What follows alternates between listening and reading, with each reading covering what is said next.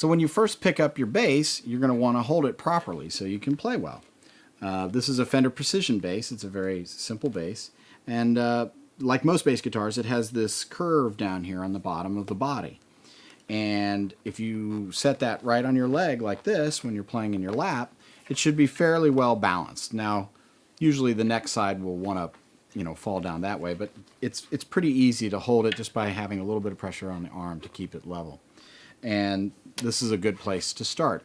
Now, even when I'm playing in my lap, I'll usually wear a strap just to keep it close to me, and that way I can relax and the guitar is not going to fall off and land on the ground or something.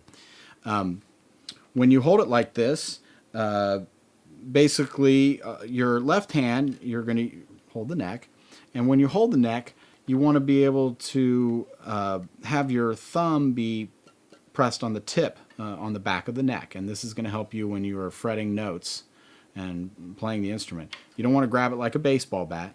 You don't want your thumb to be flat like this. You want your thumb to be pressed on the tip. This gives you the most leverage in fretting the notes on the instrument. Your right hand, or if you're a left-handed player, it might be the opposite, but for the sake of this lesson, we'll assume you're a right-handed player. Your right hand typically will rest on the back part of the body of the bass, and especially if you're playing with your fingers, your hand will be sort of arched down around the strings so that they can be close and be able to pluck the strings. The other thing that is very common in holding the bass is your thumb. When you're using your fingers to play the bass, it will usually rest on some part of the bass around here. Some basses actually have a thumb rest, a little piece of plastic where you can rest your thumb. But most of the time, it's either resting on like a pick guard or maybe even the pickup, so that your fingers have a leverage point and they can get to the strings very easily.